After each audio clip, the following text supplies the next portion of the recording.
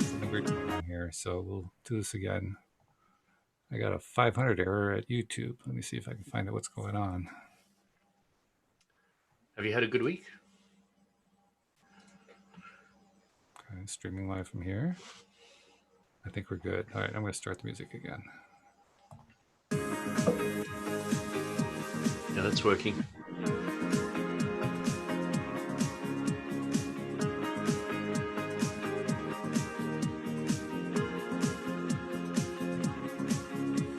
Welcome to LOA Today. I'm Walt here with Louis D'Souza. Today is Monday, September the 14th, 2020, and it is 4 p.m. New York time. Wherever you are in the world, thanks for joining us for another episode of LOA Today, your daily dose of happy.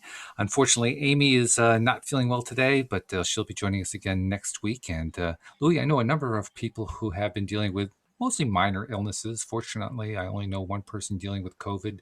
The others are, little things, but kind of brings to mind that we haven't really talked a whole lot lately about health and healing and so forth. So I figured, why don't we go over some of the stuff that we've talked about in the past and just some general ideas and practices, because we both know it all starts in the mind. I mean, that's not what our medical people tell us, but you and I know that it starts in the mind and it starts and ends there. So let's go to the mind. What do you say?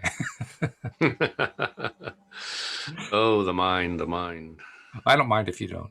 Yeah. But So, one of the things that you've told me about, periodically throughout the past are the various habits and practices you developed over time. And you've got some interesting things that you do. So I figured let's start there. I mean, there are certain things that you do just to maintain good health for yourself. That seems like a good starting place. What are your favorite things to do? wow, where do I begin? So, I think, Walt, you said start in the mind, so let's start in the mind. Okay. If you want to stay healthy, you need to have a philosophy. And a lot of people are not clear about the philosophy of their own health. Mm. So that pertains to a philosophy of life as well. So you start off with, why am I here? How should I act or feel, or a big problem for a lot of people, Walt, is, what's my raison d'etre? Mm-hmm. What's my reason for being? And they don't really know. So, it took me over 50 years to answer that one, so I understand. Yeah, I fully understand that as well. But, I think it was conversations with God that enlightened me to this. Neil Donald Walsh. Oh. Yeah, Neil Donald Walsh said somewhere in there, he said that, what Abram says summarizes it beautifully, is like, you're not here because of some unknown reason that you're supposed to fulfill. You're here to create whatever you want to fulfill. Mm-hmm. You're here to create your reality. So right. It was to get your health right. I want people to start by understanding that they need to create their own reality and take responsibility for it and start living it. Because once you get to that place where you are happy and excited about what you're doing, your health improves. It just improves. There's almost nothing you have to do. But if you're waking up every morning saying, oh my God, I'm so excited, I'm going to do this, I'm going to do that, and, and all the rest of it, and, I know where I'm going, know what I'm doing, and all the rest of it, you really don't have time to be sick, It's the last thing on your mind. It's the last thing. And people don't really get that they make themselves sick. Yes. That's a big I don't deal. want to go to work is going on in the back of their mind. I've got to make money. So I've got to go to work. And then you've got this conflicting thoughts going on in your head where you've got the stress of not wanting to do a job you hate, but wanting to pay the rent. And then eventually your body says, I've had enough of this. I'm just going to make you sick, and you're going to have a good excuse. You can just go stay at home, and that's it. That's it. And it works really well, by the way. It does. It really works well. But the thing that people don't get is that they created it. Mm-hmm. And they don't get how they created it. They created it by doing something they don't love. Yeah. By spending time not following their dreams, by spending time doing what you feel you have to do rather than what you love to do. Mm. So, as soon as you start doing what you love, as thousands of people have said, it's not work anymore.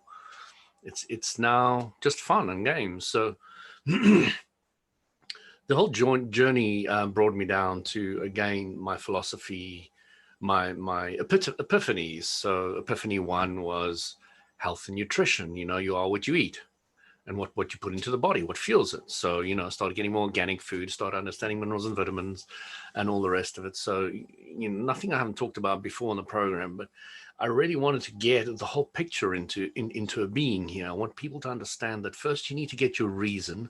You need to understand that you need to create your reason, and find a way of being passionate about what you do, following what you love.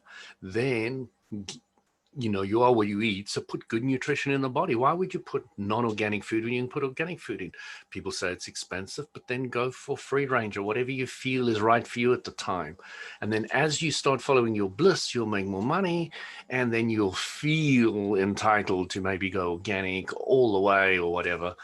But it's just, the best fuel you can put in the body, go for it, Before really go for it. I want to make a point to add on to it, and that is when you go for the really good food, the really, really good food, you find that's the food that has the flavor. And it's amazing how big of a deal that flavor makes toward health, because you feel so much better not yesterday, it was 2 or 3 days ago. We had a meal, meat and tomatoes and corn, and I don't remember what else. And it's a big problem ongoing getting food that always has high flavor. All of them had high flavor, and the entire meal was a sensory delight. I mean, everything I put into my mouth, everything Louise put in her mouth is like, That is this so is so amazing. good. Oh, this is so good. This tastes so good, and it just picks you right up. I mean, no It matter what does. kind of day you had, it just feels better. Yeah. And you know what? It doesn't even have to be organic. No, It's right time, right place, right vibration, bring the right food. yeah, that's true. And when you get that, you start saying, well, I really want to be in the right place, right time. And I want to project this energy that's going to bring the appropriate cooperative components to me so that I can get this amazing meal. And, you've just pointed out something that I love, is that taste bud extravaganza. My wife puts these things on my plate and I'm just going, and I know her vibration and I know where she's coming from, and I know it's going to be like really, really good. So I'm really looking forward to it before it's even come out. Yeah. And certain dishes I don't agree with, and then I just say to I'm not eating this, and I walk away. I just get up off the table and go. There aren't too many of those actually that my wife makes. I mean, she makes Yeah. fabulous food, and we have to fight hard to find something I don't like that she makes. I mean, that's how difficult it is.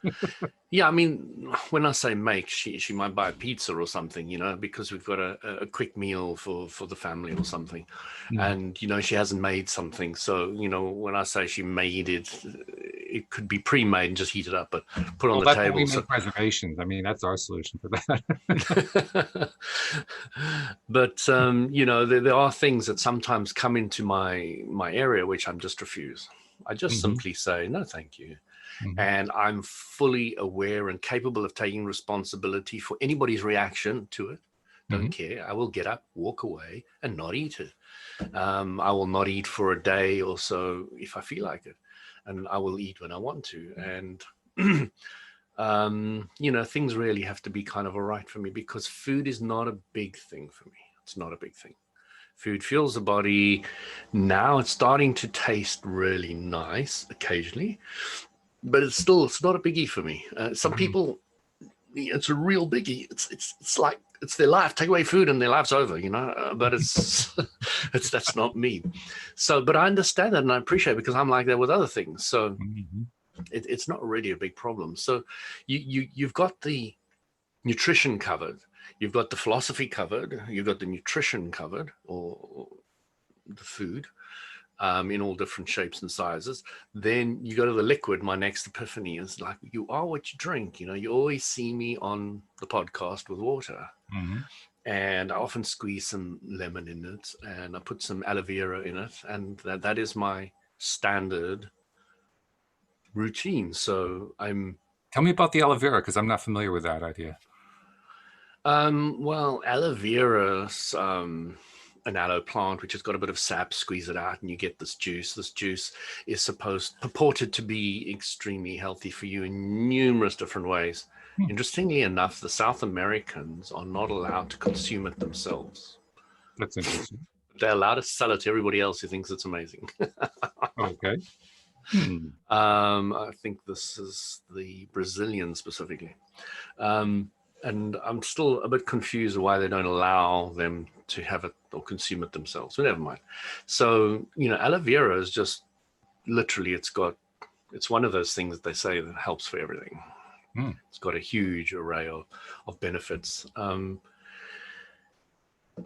So the liquid, how you take it and when you take it. So if you are taking water, now, if you have a lot of water, a lot of people say, but I'm always in the toilet.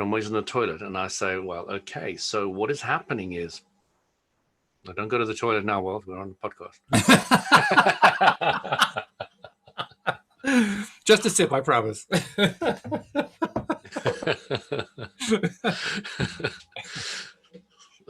For those podcast listeners, Walt was taking a sip. I think we figured that part out, actually.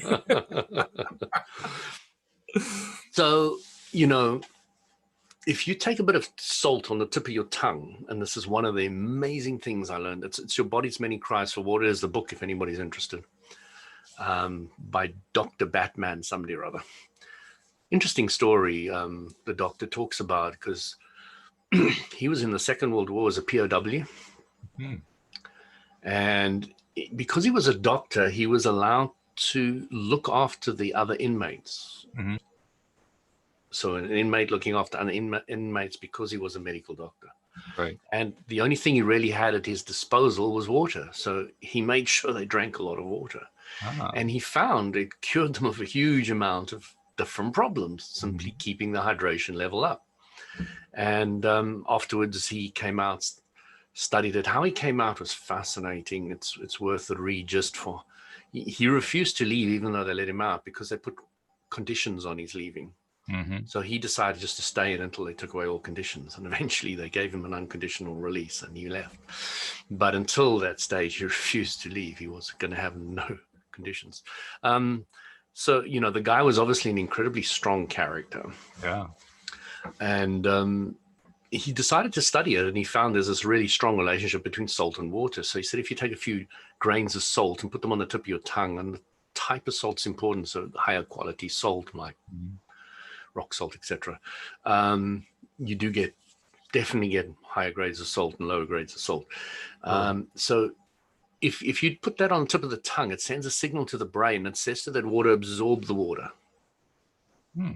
Now, alcohol and caffeine do the opposite. They go into your mouth and they say, pass through the water. Right. When you go out for those drinking sessions, Walt, you're always going to the loo, Well, actually, about 30 years, but I understand what you mean. You know what I mean, yeah. Yes. So I went non-alcoholic. I was tired of all that. So I got to really understand water, and I started to play with it, when to have water, when not to have water. Don't have water when you're eating, at least a lot of it. You can sip a little bit because you start diluting the digestive juices that are breaking down your food. So you don't really want a lot of water then. And there's a huge amount of information. So you get your food right, you get your philosophy right, and I'm always going to go through this again and again. You get your philosophy right, you get your nutrition right, then you get your liquid right, your liquids right. So when to take it. So take water in between meals. Water, by the way, has pretty much 0 calories. So if you are ever fasting, you also need to know that there are certain things that happen at different times. If you start fasting and you don't have any calories, now 1 single calorie, milk in a tea, for example, will give you calories in a herbal tea or whatever, will start your clock starting right again from 0 from your fasting. So you need to have nothing if you're fasting. And then there's certain things that happen at certain times, like ketosis, which means you start burning You start eating your own body, you start burning up your own fat and muscle and other things. So ketosis is one of the things a lot of people who want to lose weight fast force their bodies into, so that it starts eating up itself and starts that whole burning off process. Right. And after a certain amount of time, then you get cellular regeneration. So a lot of people think they should eat often, especially, I mean, I was a weight loss coach and I was taught to tell people to eat often, quickly and often, because, you know, as you're eating, you're burning more calories, et cetera, et cetera. And if you're having protein, then you're burning even more calories, and you're also got the potential of building up muscles, et cetera, et cetera. And so it goes on. But if you wanted to heal anything in your life, you really want to get to that stage where you get the cellular regeneration stage of the fasting benefit going. So you need to understand that process, and it'll be all over the internet, so anybody can research this. There's a little app which I bumped into recently, which actually gives you the whole process. So you download the app and it starts the clock and it tells you which one of these you've kicked into and all the rest of it. So it's quite fun. It gives you tips about how to do it and how not to do it. What's the app called? I don't know. I deleted it off my phone because I don't like using too many apps. Oh, okay. As you know, I've already got 1 million. Yeah. Well, fortunately, hopefully one of them is the LOA Today app, but we won't go there for the moment. Of course, I've got that. So you know, this is still going back to the nutrition and the water kind of aspect, because you need to understand if you want to go in fasting. So I used to say to people, the only time I really recommend fasting is for religious reasons. Now I'm changing my mind. I'm saying for health reasons as well. And you know, health and religion. Benefits what benefits do you see from fasting? Because I've heard a number of different storylines from different people about what the benefits. Have you ever fasted? Fasted, as you call it in America. Not as a regular thing, no. No. Have you ever done it though? Yes. Have you gone more than one day? Yes. Okay, how many days you gone to? It was about 30 hours, something like that. Right, okay. So hitting day 3 is a cool one, all right? Okay. Day 1 is a non-entity for me. Day 2 is pretty easy too. Day 3 is when, for me, and of course everybody's going to be slightly different. Day 3 is the day when, you know, you really start feeling hungry and low energy, and you start detoxing. And so it's a detoxing aspect. Now, what is detoxing? Why are you toxed? You tox because of negative thoughts. Okay. So what detoxing is doing is it's the physical manifestation of relief and release. Getting rid of the stuff, and consequently your mind tends to go through a lot of the negativity stuff. It's like angry and frustration. You'll get a lot of negative emotions coming up with the detoxing and the pain and the You're actually replaying all that stuff as detoxing. Sorry? You're actually replaying this stuff as you're detoxing. Yeah. You're just letting go of the old stuff, and it cleans out the body. So there's a great benefit there. Again, I wouldn't recommend anybody fast without water. Most people suggest water, and I suggest water. So keep the water going, but don't have any calories. So then you start cleaning out the body, and that is just therapeutic. You know, once you get to the end of that, you feel light, you feel clear-headed, you feel connected to source. So there's huge advantages in all that. And if somebody wants to heal, if you're giving it that cellular regeneration phase, you're putting yourself in a very powerful place to start benefiting from it. But again, do it under doctor's advice, because there could be certain symptoms that you're going through, certain experiences that you're going through, that fasting is just not going to be beneficial. Sure. So, you know, most of this can generally be done with common sense. You can generally feel, and if you feel that this is really not going right, start eating, you know. Yeah, sure. It's really not a do or die thing, because you can start your fast again the next day. You know, it's just something you can do over and over, and you can strengthen yourself until you can lengthen it. It's a fun way of getting to know your body, really. You really go quite quite deep into understanding the dimensions, the cleaning out, the detoxing, the changing from what you don't want to what you do want, the connecting with source. There's so many aspects of understanding yourself with fasting that I can understand why it is a religious or spiritual practice for many different groups. Wow. It makes a lot of sense to me. So we've gone from philosophy to epiphany, number one, which is nutrition. We go on to water. Right. Then we go to the next one, which is breathing. Mm. So I always love this one, because when I came to understand breathing, I was so into it. I was so passionate about it. And I was doing all these yoga breathings and all these other things. And I'd studied all these yoga books. And I went to my dad and I said, Dad, you really need to know how to breathe. He said, what do you mean? I've been breathing all my life. I'm still alive. And I love that story because it really puts out to me, when you're talking about breathing, it's a lot more than just breathing. You need to really get what breathing is all about. So breathing is, again, when you start doing it, it has the same effect, but in much shorter time frame than fasting. You start detoxing if you're doing the bastrika, which is the belly bastrika. Bastrika, I haven't heard that one. So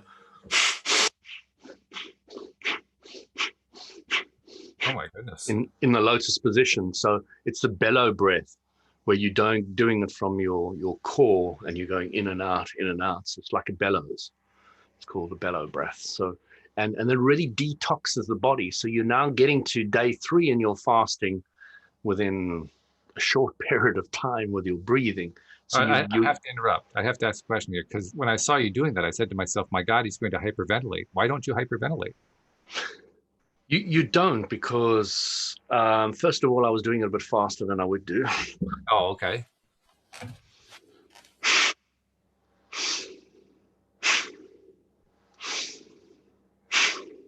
So it's very quick breaths.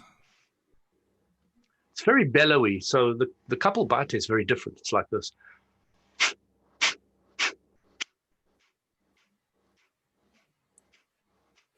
And I'm not sitting in the full lotus position, which is giving me the proper push back onto our thing. But what you're taking your stomach muscles, really. You're tightening them and you're relaxing them. And as you relax them, you're filling them with air naturally, tightening them and relaxing, tightening them. And tightening them abruptly. It's not slow. It is an abrupt one. This is called the skull shining breath, the Kapalbhati. Which really, it's kind of like gives you the halo, gives you the saint appearance. The aura? Well, that saint's got that circular thing over the oh, okay, yeah. That kind of thing. So it does the skull shining breath. It really cleans your thoughts and your mind and everything around your head. So like Donna Eden, and this is energy wise, so we can kind of talk about that as well, because it kind of comes after breathing. And she calls us the crown pull. So you take it over there and you open like that. So that allows the energy to come in and go down the body, and it allows clarity of thought. It allows for creativity and all that kind of stuff. Sorry, Sharon. What you're doing for our listeners, because obviously listeners can't see it, you're basically touching your fingers in the top of your head, and you're pulling. You're digging your fingers on your head on both sides, right in the middle of the top of your head, and you're dragging them down to your ears. Right. And then you're just putting them back up in the middle and then pulling them down again. It's called a crown pull. So like you're opening yourself out to the higher power, which I don't really believe, because the higher power is within us and is all around all the time. So this is it's more symbolic in my mind, the way I now understand it. You're now tuning yourself into a higher frequency, or you're using energy to do that, which is very plausible. And I've done it on numerous occasions, and I'm not just talking about it. It's how it works. So you're starting to slowly tune yourself from the vibration you are now into a higher one. Now, when you're in that higher one, guess what happens? You heal quicker. Makes sense. Okay. So you're more aligned, so you're going to heal quicker. So we're talking about healing. So I wanted to get the whole philosophy going here. So you get your philosophy right. You get to understand that thoughts create your reality. You get that you want to find your passions in life. You get that you're maybe not there yet and you need to climb up the emotional scale. You get that you need to get good nutrition in the body. You get that you need to have water with salt. By the way, I only did it for a while, and then my body started absorbing the water naturally, so I didn't need the salt so much anymore. And I tend to use quite a bit of salt in my food. Now, a lot of people are worried about salt, but what no doctor seems to ever tell you is that if you have lots of water, you flush out excess salt. So salt never has to be an issue if you've got sufficient water. But they can't guarantee that anybody goes home. I imagine a doctor's worried about this and guarantees that they take the right amount of water. So they tell them no salt, no salt, low salt, low salt. So this is the only philosophy that I've come up with why doctors do that. Well, I can also give you a little Either clueless that water removes salt from the body, which is scientifically proven everywhere.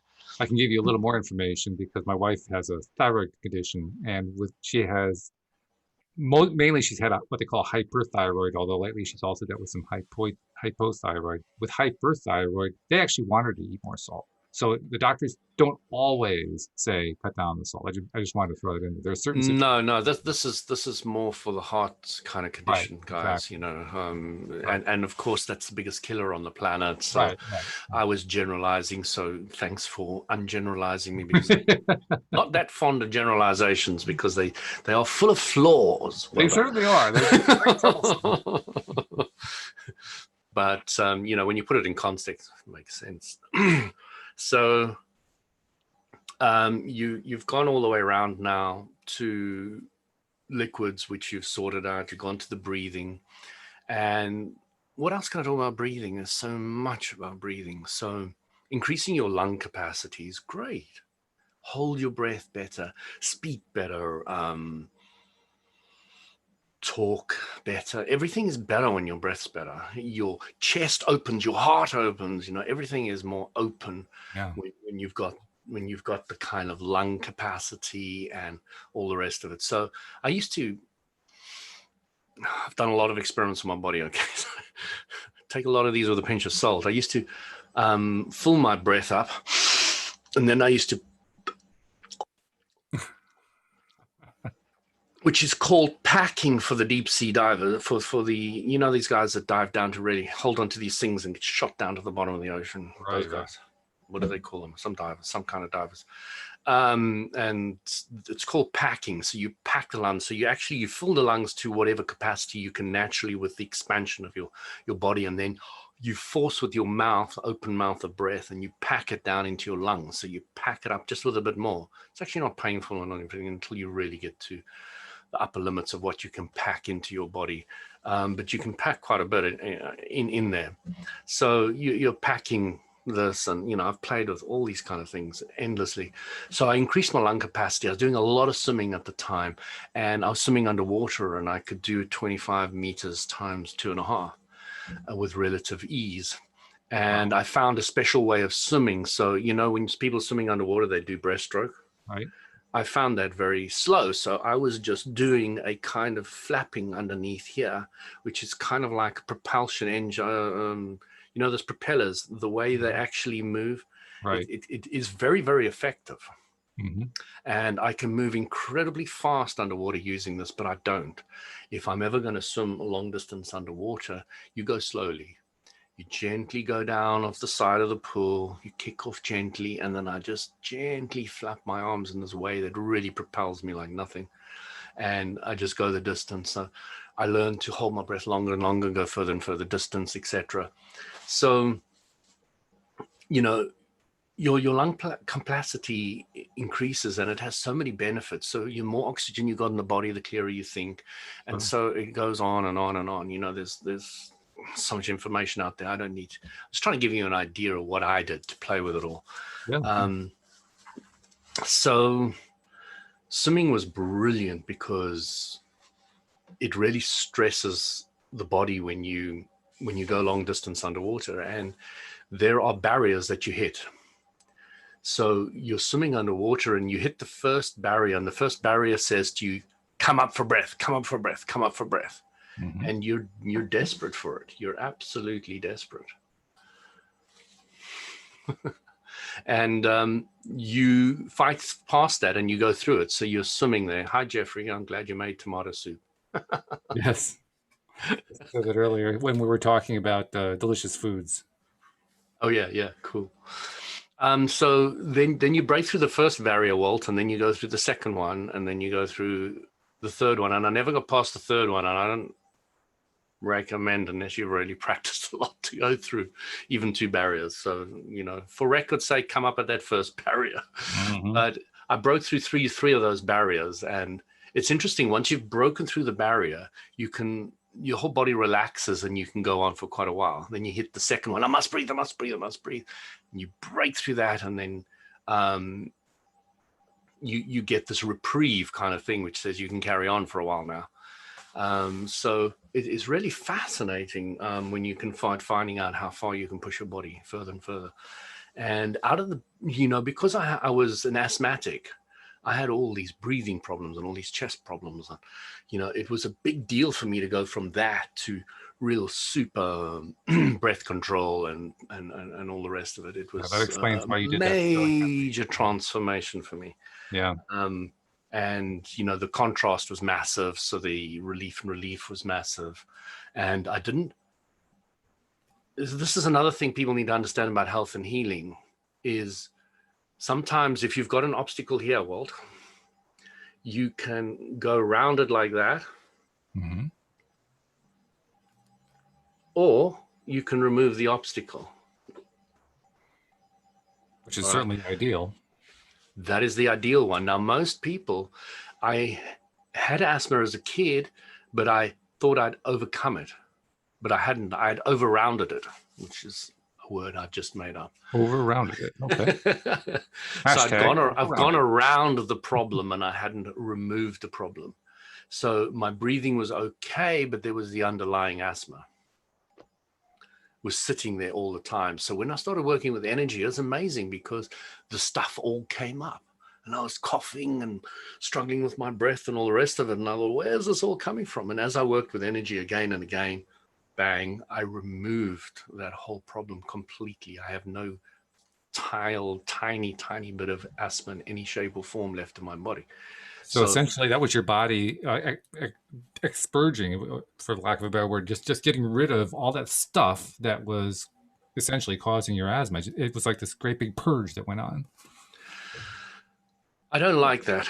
So the way I like explaining it is this. When you focus clearly on what you want, the rest falls by the side. Okay. So I was really focused on health.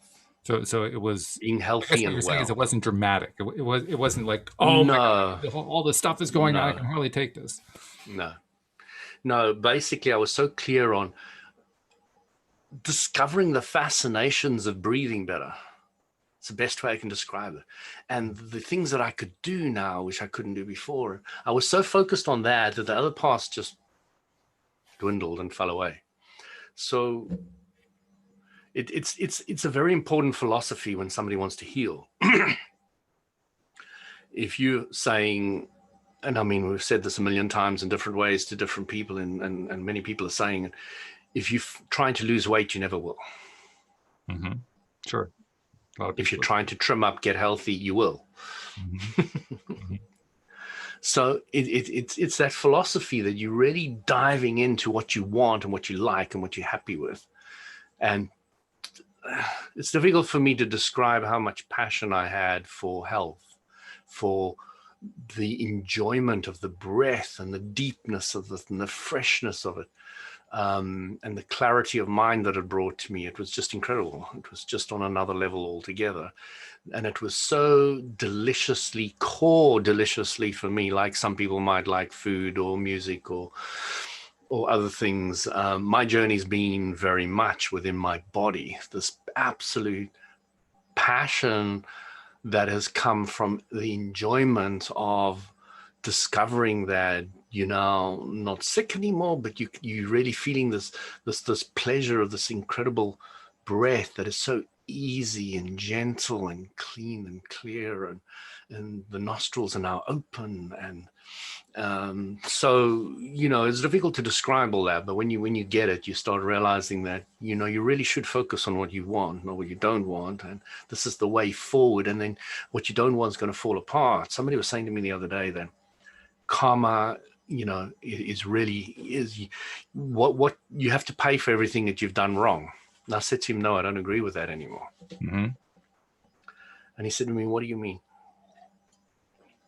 He knows I know karma and the philosophy very well. So I said to him that, now that I understand that karma is either good or bad, karma is vibration, karma is focusing on what you want, creates wanted karma, focusing on what you don't want creates unwanted karma. They're active vibrations, they're floating.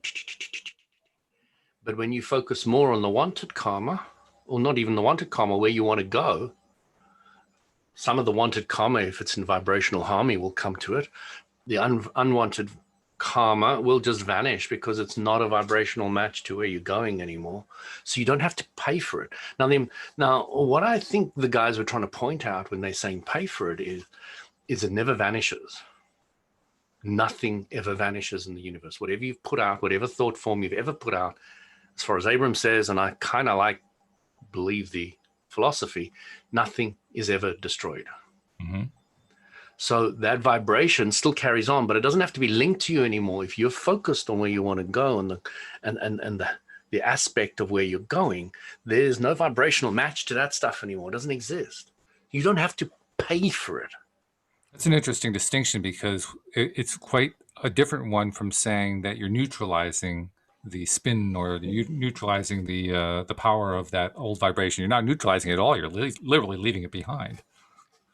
You are, and that could be looked at as neutralizing it. Mm-hmm. But you've really got to get that distinction clear. Mm-hmm. Really got to get that distinction clear that you're heading this way, and you're not a vibrational match to that anymore, and it can't touch you while you are focused on this. Can't touch you. So, plus, you mentioned this a few times, not specifically, but I'll say it specifically. In so much of what you were describing there was a massive amount of appreciation. You were appreciating so much stuff. And I don't get the sense you were saying, I'm going to sit down and appreciate this stuff now. You were just appreciating. It was just like part of the flow. Exactly. And how do you get somebody who's totally wrapped up in their cancer, their stuff, okay? Mm-hmm. How do you get them to even begin to understand this until you get the philosophy right? Mm. Everything falls apart. And I was looking at a YouTube video. I was talking about Speaker's Corner in London. Oh, right. Yes, you mentioned that. Yeah. I mentioned it off the podcast. Right. And I was watching debates. I've started to realize that I'm actually really like the intellectual debate. And mm-hmm. It surprised me because, you probably picked it up straight away when you met me, but I'm starting to realize that I actually quite enjoy the intellectual debate. You absolutely do, yes. I think all of our listeners know that by now. And, I've never thought of myself really as an intellectual or anything. And I would specifically downplay that if I ever spoke to an intellectual. I think you did very much on purpose. But there, you need to get that concept of your raison d'être, your reason for being, clearer. You need to start looking at life and why you're here. The guy was trying to put it to everybody, Speaker's Corner. I was watching a YouTube video today. This guy was really trying to say to him, what is your reason for being, guys? He'd given a really good play up to it, and he did it beautifully. I really was impressed with this guy. He was really gentle and clear and kind and nice, and he painted a beautiful picture. And then he said, this is just the only thing I want to leave you with, guys. What is your reason for being? And if I asked you, Walt, now, what is your reason for being? I don't even know what you'd say. It's such a personal thing. And a lot of people don't even want to talk about it very much. And a lot of people just, I don't really know, which to me is more of a cop-out because I don't believe anybody doesn't have some kind of idea. Mm-hmm. I think everybody's kind of living their life based on it, even if they're not aware of it. Well, I think there's also the fact that we tend to bury it if we have not accepted that's what we really enjoy and want and feel good about. That's what I did for many, many years. And in answer to your question, my reason for being is to express joy in a climate where very little joy gets expressed. There's so little joy in so much of the world, and I like the idea of expressing joy. That to me is like that's one of the reasons I do the podcast. It's one of the reasons why I call this your daily dose of happy. I just love the idea of just spreading some joy, spreading happiness, and spreading high vibe, and therefore helping other people get to a high vibe just because they're tuned in, they're listening, they're paying attention. To me, that's fun. To me, that's a great reason to be alive. And that really floats your boat. That is your raison d'etre, and that is what you encapsulate. That's what you living. That's what you created the podcast, and it is beautiful for you. And then if you ask the guy next to you, what's your raison d'etre? Something completely different. Completely different. And then somebody else is completely different. And I love it. So the raison d'etre doesn't have to fit a mold of anything. So everybody's right. And one of the most beautiful things I learned from Abraham Hicks, and it was a subtle thing, and I think I've only seen it in one video, is Abraham said, we really need to respect whatever anybody's belief is at any moment in time, because they have spent their whole life getting to that place of that belief. And we should respect that people have come from wherever they are to get there and to have that. And I love that. And there's nothing I respect more than that now is this is what Walt's raison d'etre is, and I love it. And mine might be different, but hey, I love the fact that you are at least clear about what yours is. You're not the only one. I'm glad that I'm clear finally after all these years of trying to figure it out. I finally got there. I said, "Oh, that's fine." But did you get this, that you made it, and it wasn't something that was always out there that you had to get? Well, I knew it wasn't always out there. What I discovered over time is that it was always in there, but I didn't allow it.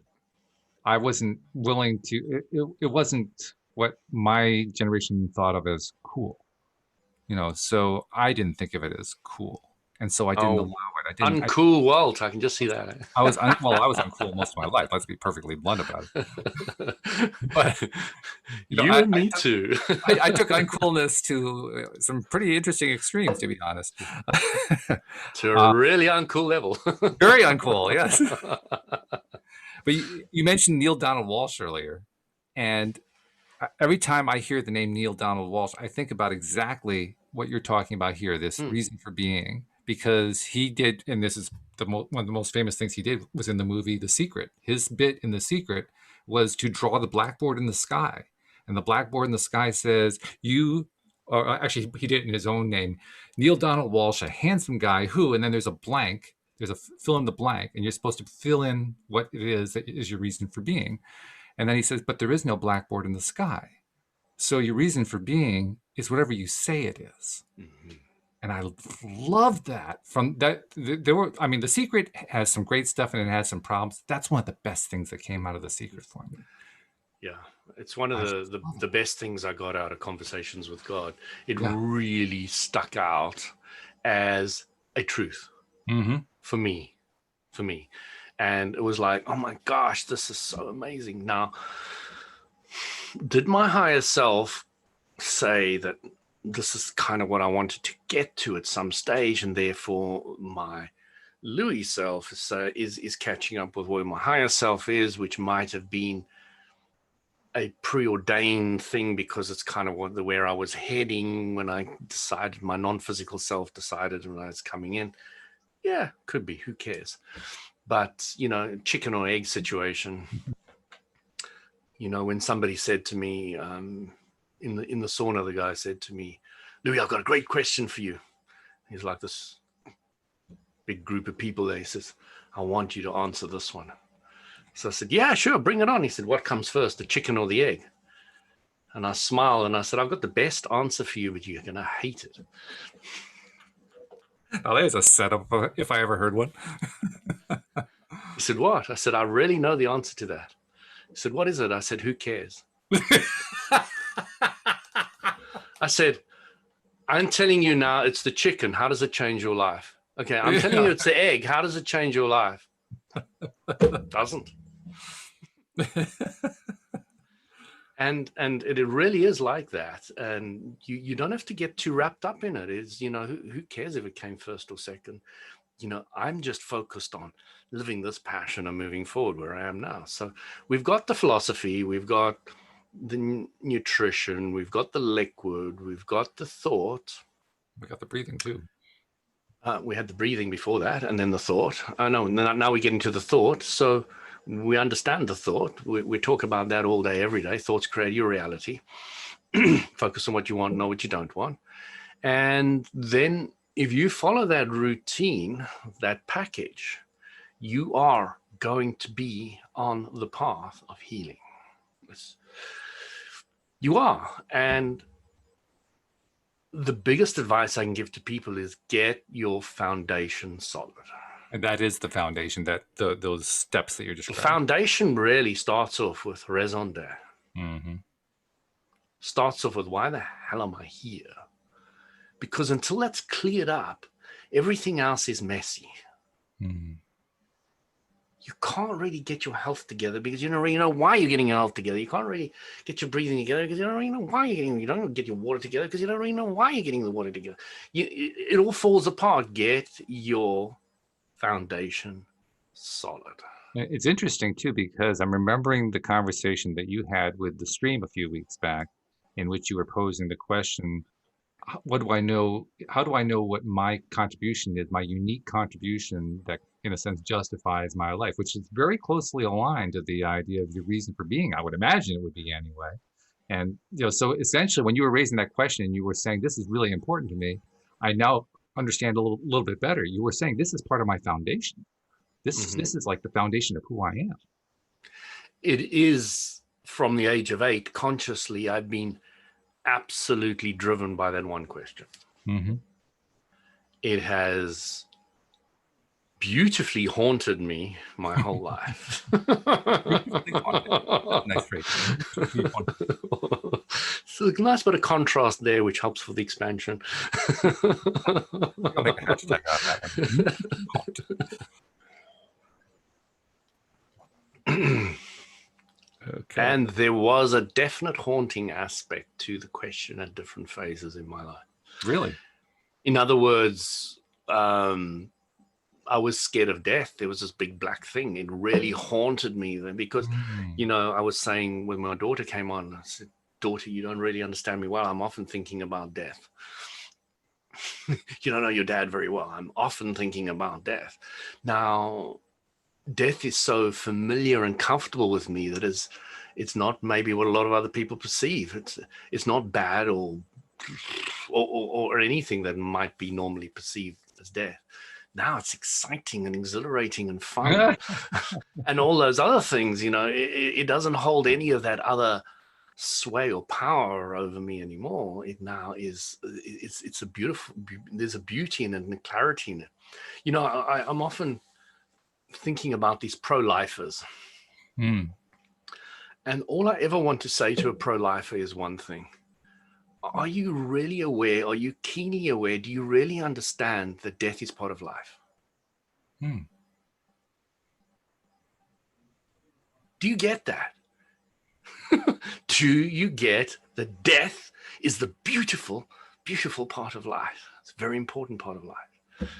Why particularly with pro-lifers? I kind of get the connection, but I'd like to get a clearer idea. Well, what does a pro-lifer do? What do they jump up and down about? Typically, they're jumping up and down about abortion. Okay, so what's abortion? Abortion means killing something that was alive, yeah? Sure. Particularly before it's been born. Killing is death. So if you're a pro-lifer and death is part of life, it should all be okay. You shouldn't even go there. You don't get it, do you? I mean, not you, but I'm talking about pro-lifers. Death is an integral, unescapable, beautiful part of life. My wife. The last word is the one I think that throws them off. The beautiful part. My wife works at palliative care, and it's really interesting because say 90% of them she perceives, or maybe it's just because of her vibration, have a beautiful death. And then there's got those few that are really clawing and fighting their way not to have it. You know? And it's horrible. It's horrible to watch, I hear. And then suddenly she'll say, there's people that are really fighting, they'll have some kind of thing happen to them inside, and then they'll just be relaxed. And then shortly after that, they go. Right. So, you know, there's that kind of pro-life of saying, oh, life, life, life, life, life. We're not looking at death. And then eventually there's that turn or that shift inside them that says, okay, death is actually part of life and it's beautiful. And then they can relax and then they have this beautiful death. So, you know, that's the important thing that I would like to say to a pro-lifer is all about, you know, death is a beautiful part of life. You know? I know that what made a big difference for me with death in terms of not so much coming to terms with it, but simply having a way of framing it. Because that, I mean, you were afraid of it, you said. I was just confused as heck about it. I mean, I think over time I was kind of building a fear because that's part of what our culture does. But deep down, it wasn't really so much that I was afraid.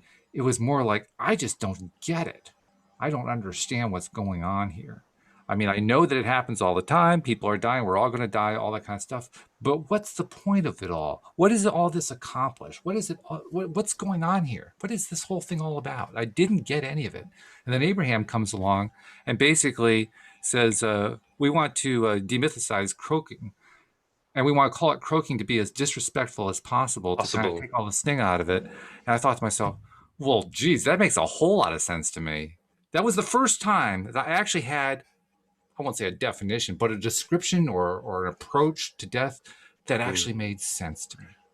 Wow. Yeah. And I heard that. I said, well, yeah.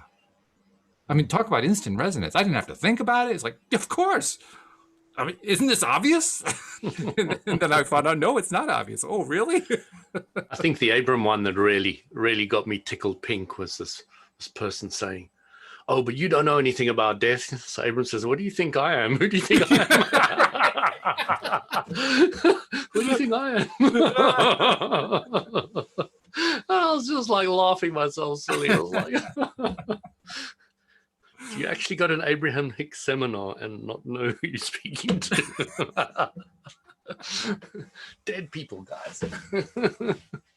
I think that was the one piece. There were two pieces. There was that piece, and then there's also the piece that I know haunted, and I'll use the word haunted me for the longest time, which is what happens afterward. Do we continue? That was a big question. I think it's a big question for a lot of people.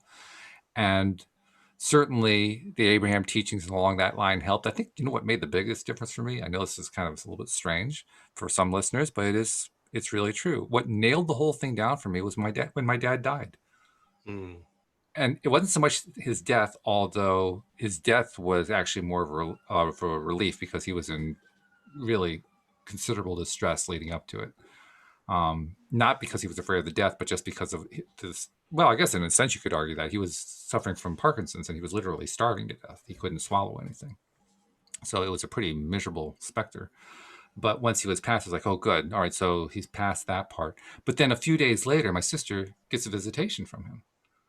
And in that visitation, my sister has been into this stuff longer than I have. So she is always right there with the question that she knows she wants to ask. So as soon as she heard from my dad, she says, what's it like over there?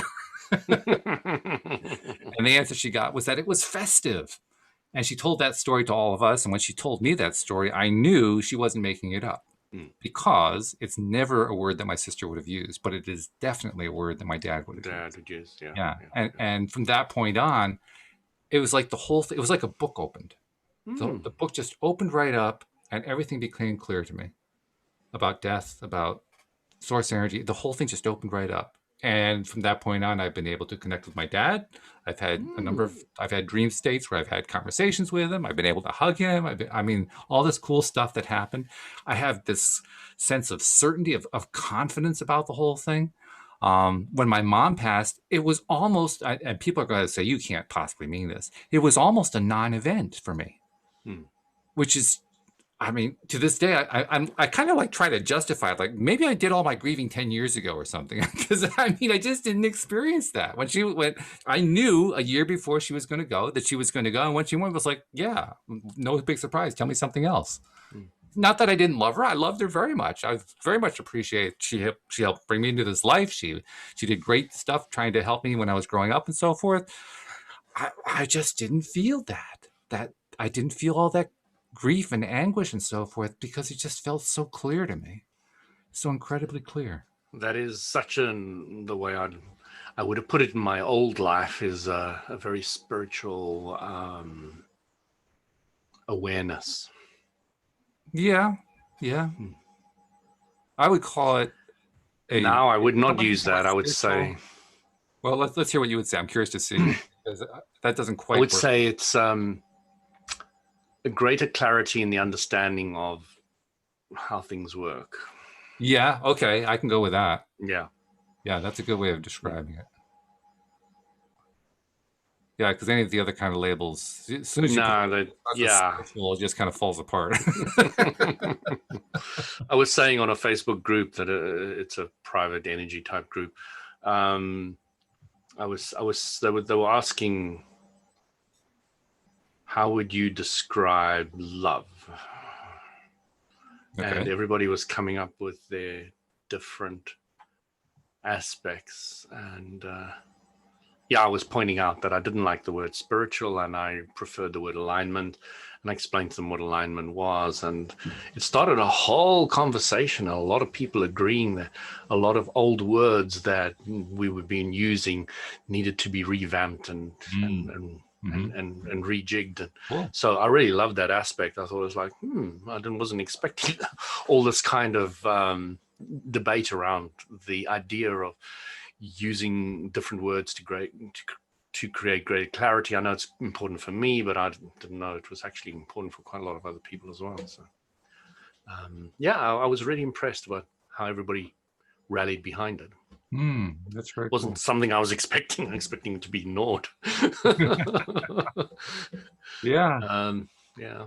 Well, we've talked particularly on the Friday show, about how the world as a whole is going through different terms get used by different people. I'll call it a vibrational lift. There's a shakeup going on. Some have called it a reset. But there's a thing going on, and you can describe it a number of different ways. And what it adds up to is everybody's coming through at the other end in a higher vibe state, even if they don't know what a higher vibe state is, which is probably a little bit disconcerting. But nevertheless, it's happening to one degree or another with everybody. And it's cool. It's definitely rejigging people's thinking. Everywhere I see people saying, I've had to think about this differently. I had to think about that differently. I have to think about how to do my business differently. I have to think about it. And so it goes on and on, how to react differently, and how to talk differently, and how to communicate differently, and how to go to school differently. And because my daughter just went to school today for the first day ever. Oh, you mean 4-year-old physically? Okay. Yeah. So she went to her first day at school, and it was like so cool. And Isabel took her, my older daughter. Oh, that's right. She really wanted to take her, and she took her. Yeah, she got to do it, and she was really like chuffed. Like, this is one of the things she's been wanting for a long time. And she manifested it, and she's got it. Well, it's a biggie. I mean, she was very clear. I mean, when she was on very the show, clear that was something she was going to do. Yeah, it was a big deal. She wasn't sick, and there were no obstacles. She walked to the school. That's fabulous. That's fabulous. But yeah, no, I didn't think anything would get in the way of that. You can see when certain people have got their eye on a prize, then nothing's going to knock them off. You can just feel it. You can kind of feel it. And it could be as simple as taking your sister to the first day of school. Yeah, oh sure, yeah. I think what you're feeling is a level of certainty, of confidence. Certainty. Yeah. And I love it when I see people starting their new businesses and they've got that. Oh, to me, it's delicious to watch. As like the window cleaner, he came to me for years, climbing up a ladder, cleaning the window, and I started chatting to him,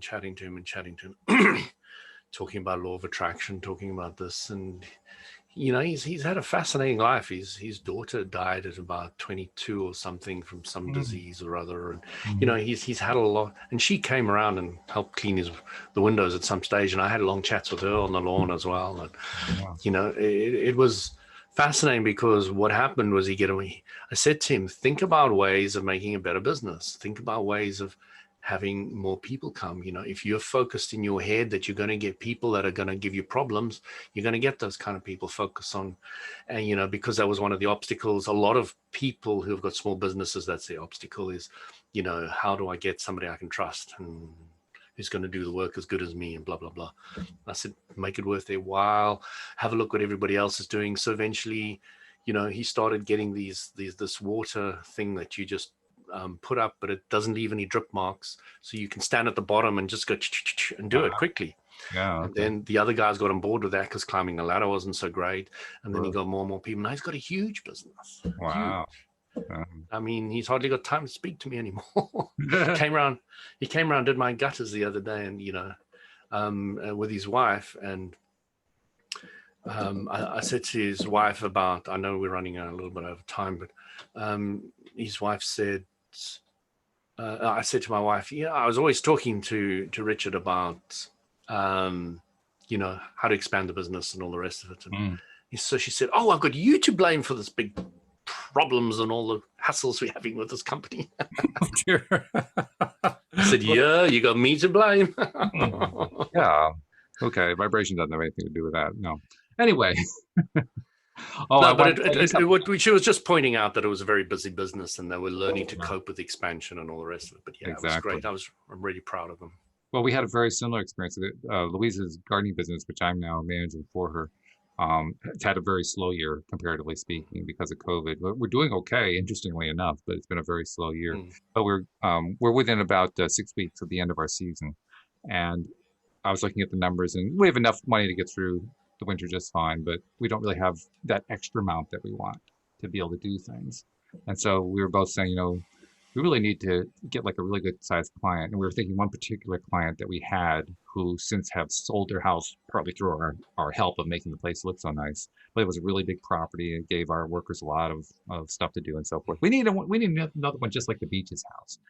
Well, you got to be careful what you wish for, because within days of that, we got this phone call from a customer in the other direction, but out the same distance away, who has a property that's about 1/3 bigger than the other one. Wow. So, it's the whole focus your mind on it and vibrate. It really does work. And especially after you've had the experience of it, on a number of different occasions in a number of different ways. So you really build up the belief in it. We had enough belief. We've done this enough times with the business that we knew it was going to happen at some point. But I really did kind of kid her and say, we got to be careful about what we ask for. This thing is really huge. Walt, I use LOA every day, all day, and I can tell story after story after story. But when you look at them, you may just say,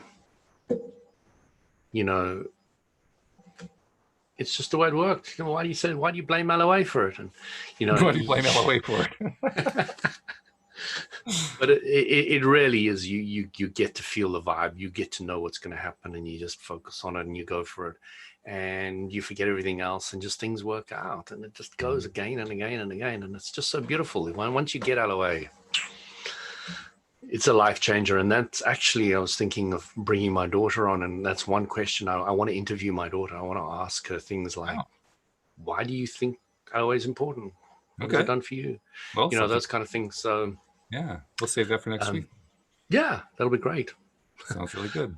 Before we go, I want to make sure I remind people who have downloaded the app. First of all, thank you for downloading and using the app. Second of all, make sure you share, tell a friend, because that's how we spread the app around. And third, take advantage of the little goodies we built in there, because we've got Dan Mangaina's audiobook, Beyond Intention, which basically lays out from his viewpoint the same thing we've been talking about here about energy and vibration and the law of attraction.